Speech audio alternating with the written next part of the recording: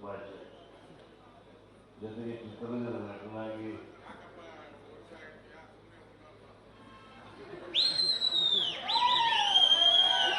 ಅದಲ್ಲ, ನೀವು ಹುಟ್ಟಪ್ಪ 73 ವರ್ಷ ಏನೇನು ಮಾಡಿದೆ ಎಲ್ಲ ಹೇಳ್ತಿದ್ದೆ.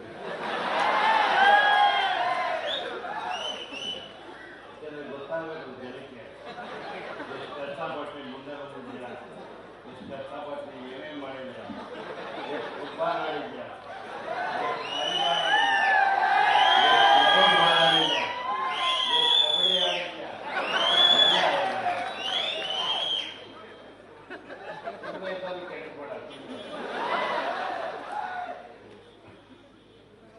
ಹೆಂಡತಿ ಮಕ್ಕಳೆಲ್ಲ ಅವರೇ, ಮೊಮ್ಮಕ್ಕಳು ಅವರೇ. ಜೊತೆಗೆ ಬಹಳ ಸಂತೋಷ ಏನಪ್ಪ ಅಂದರೆ ಇವತ್ತು ಒಡೆಯ ಚಿತ್ರದ ಮುಹೂರ್ತ ಕೂಡ ದರ್ಶನ್ ಅವರು ಅವ್ರು ನೋಡಿದ್ರೆ ಒಡೆಯ ಅಂತ ಹೇಳ್ಬೋದು. ಏನು ತೊಂದರೆ ಅದೇ ರೀತಿ ನಿಜ ಜೀವನದಲ್ಲೂ ಕೂಡ ಒಡೆಯನ ರೀತಿಯಲ್ಲಿ ನಡ್ಕೊಂಡು ಬಂದಿದ್ದಾರೆ. ಎಲ್ಲರೂ ಎಲ್ಲರೂ ಸುಖನೇ ಹುಟ್ಟಿದಾಗಲೇ ಕಂಡುಕೊಂಡು ಬರೋದಿಲ್ಲ.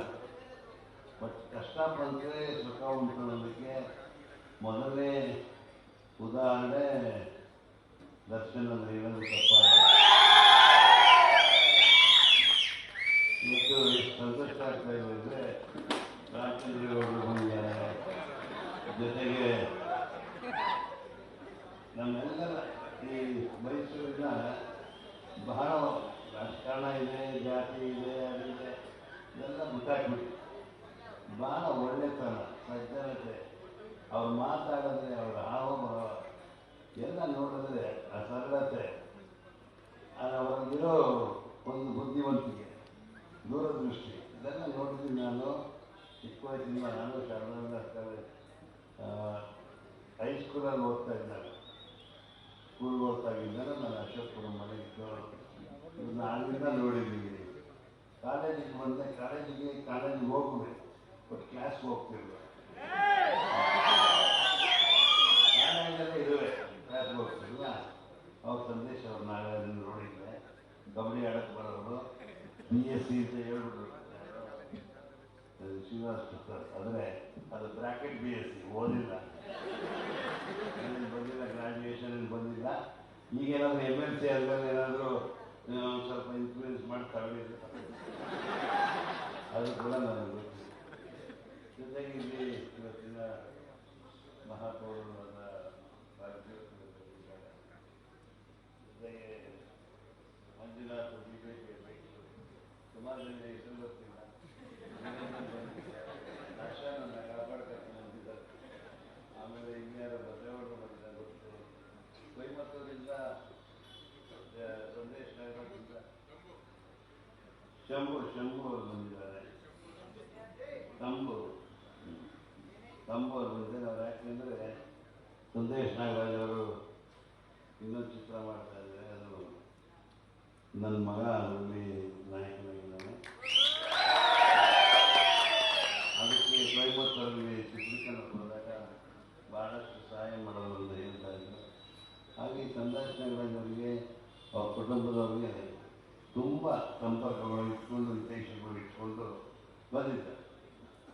ಶ್ರೀನಿವಾಸ್ ಪ್ರಸಾದ್ ಅವರು ಹೇಳಿದ್ರು, ಇವರು ಯುವರಾಜಾಸ್ ಕಾಲೇಜಲ್ಲಿದ್ದಾಗ ನನಗೆ ಗೊತ್ತಿತ್ತು. ಆದಮೇಲೆ ಉದ್ಯಮಿ ಆದರು, ಬಸ್ ಸಿಕ್ಕರು. ಅದಾದಮೇಲೆ ಚಿತ್ರದುರ್ಗಕ್ಕೆ ಬಂದಿದ್ದಾರೆ, ರಾಜಕೀಯ ರೈಲಿಗೆ ಬಂದಿದ್ದಾರೆ. ಮುಂದೆ ಬಿಟ್ಬಿಟ್ರು. ಮತ್ತೆ ಒಂದು ಬಿಸ್ಕಿ ಅಂಗಡಿ ಇಟ್ಟಿದ್ದ, ಅದು ಬಿಟ್ಬಿಟ್ರು. ಮಾತಾಡಿ ಬರ್ಬಿಟ್ರಿ ಅದನ್ನು. ಅಂದರೆ ನಮ್ಗೆ ಅವರಿಂದ ಗೊತ್ತದ ತಿಳ್ಕೊಂಡ್ಬಿಡ್ಬೇಕು.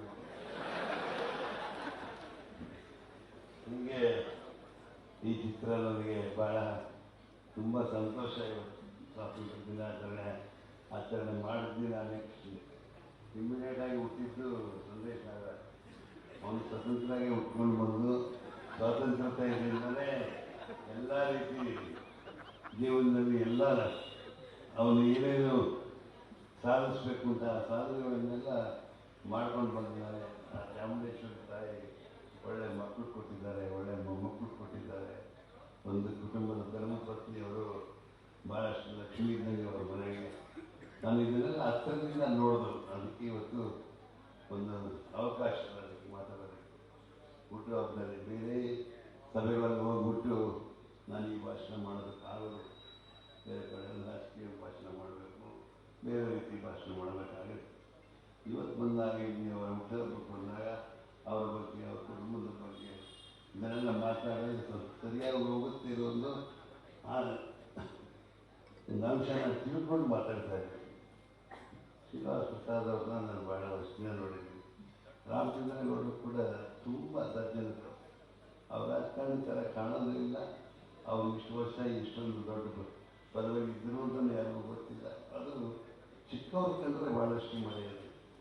ಯಾವಾಗ ಹಿರಿಯ ತಂದವರಿಗೆ, ದೊಡ್ಡ ತಂದವರಿಗೆ, ಮಕ್ಕಳು ಚಿಕ್ಕವರಿಗೆ ಕಂಡಾಗ ಅವರಿಗೆ ಮರ್ಯಾದೆ ಕೊಟ್ಟಾಗ ಅವರವರು ನೋಡಪ್ಪ ಏನಪ್ಪ ಇಂಥ ದೊಡ್ಡ ಮನುಷ್ಯನ ಇಷ್ಟೊಂದು ಮರ್ಯಾದೆ ಕೊಡ್ತಾರೆ ಒಂದು ಭಾವ ಬರುತ್ತೆ. ಅಂದರೆ ಆ ಥರ ಮನಸ್ಸಲ್ಲಿ ಬಂದಾಗ ತುಂಬ ಹತ್ರ, ತುಂಬ ಪ್ರೀತಿ, ಅಭಿಮಾನ ಇದೆಲ್ಲ ಬರುತ್ತೆ. ಅದೇ ದೊಡ್ಡತನ ಅಂತಾರೆ. ನಾವೆಲ್ಲ ಇವತ್ತು ನೀವೆಲ್ಲ ಸೇರಿದ್ದೀರ. ದೊಡ್ಡ ಸಮಾರಂಭ, ಒಡೆಯ ಚಿತ್ರಕ್ಕೆ ಒಂದು ತಂಡ ಇದೆಯಲ್ಲ, ಶ್ರೀಧರ್ ಅವರು ಅಷ್ಟೇ, ಕೃಷ್ಣಕುಮಾರ್ ಅವರು ಅಷ್ಟೇ, ಅರ್ಜುನ್ ಜನ್ಯ ಅವರು ಅಷ್ಟೇ, ಅವರೆಲ್ಲ ತುಂಬ ಒಳ್ಳೆಯ ಒಂದು ತಂಡ. ಅವರ ಗ್ರೂಪ್ ಇದೆಯಲ್ಲ ತುಂಬ ಒಳ್ಳೆಯ ಗ್ರೂಪು, ಒಳ್ಳೆಯ ಚಿತ್ರ. ನಾನು ಒಂದು ಚಿತ್ರದ ಸಣ್ಣ ಪಾತ್ರ ಮಾಡಿದ್ದೆ. ಬುಲ್ಬುಲ್ ಅನ್ನೋ ಚಿತ್ರದಲ್ಲಿ ಇದೆ, ನಿರ್ದೇಶಕರಿದೆ, ಕ್ಯಾಮ್ರಾಮನ್ ಇದೆ, ಸಂಗೀತ ನಿರ್ದೇಶಕರಿಗೆ, ಇವನ್ನೆಲ್ಲ ನೋಡಿದ್ದೀವಿ, ಹತ್ತಿರದಿಂದ ನೋಡಿದ್ದಕ್ಕೋಸ್ಕರ ಇದು ಒಳ್ಳೆಯ ಚಿತ್ರ ದೂರಿಯಾಗಿ ಬರುತ್ತೆ. ಏನು ಶೋಲೆಗಿಂತ ದೊಡ್ಡದಾಗಿ ಬರಲಿ. ಇವತ್ತಿನ ದಿನ ಇರೋ ಒಂದು ತಾಂತ್ರಿಕತೆಗೆ ಇನ್ನೂ ದೊಡ್ಡದಾಗಿ ತೆಗಿಬೋದು. ತೆಗಿದ್ದಾರೆ. ಆ ತಂಡ ತುಂಬ ಒಳ್ಳೆಯ ತಂಡ. ಜೊತೆಗೆ ದರ್ಶನ್ ಅವರ ಮಾರ್ಗದರ್ಶನ ಕೂಡ ಇರುತ್ತೆ. ಇಷ್ಟೆಲ್ಲ ಇದ್ದಾಗ ಒಳ್ಳೆಯ ಚಿತ್ರ ಮೂಡಿ ಬರುತ್ತೆ. ಜೊತೆಗೆ ನಿರ್ಮಾಪಕ ಕೂಡ ಸಂದೇಶ್ ನಾಗರಾಜ ಅವರ ಮಗ ಸಂದೇಶ್, ಅವನಿಗೂ ಕೂಡ ಚಿತ್ರ ಮಾಡೋದ್ರಲ್ಲಿ ತುಂಬ ಆಸಕ್ತಿ ಇದೆ. ಹಣದೇ ಅಂತಲ್ಲ, ಸ್ವಲ್ಪ ಚೆನ್ನಾಗಿರೋ ಚಿತ್ರಗಳು ಬರಬೇಕು. ಹಣ ಸಂಪಾದನೆ ಮಾಡೋದು ಬೇಕಾದಷ್ಟಾಗಿದೆ, ಆದರೆ ಈ ಚಿತ್ರ ಒಳ್ಳೇದು ಬರಬೇಕು. ನಮ್ಮ ಏನು ಈ ಸಂದೇಶ್ ನಾಗರಾಜ್ ಅವರ ಬ್ಯಾನರ್ ಇದೆ, ಒಳ್ಳೆಯ ಚಿತ್ರ ಮಾಡೋದು ಒಂದು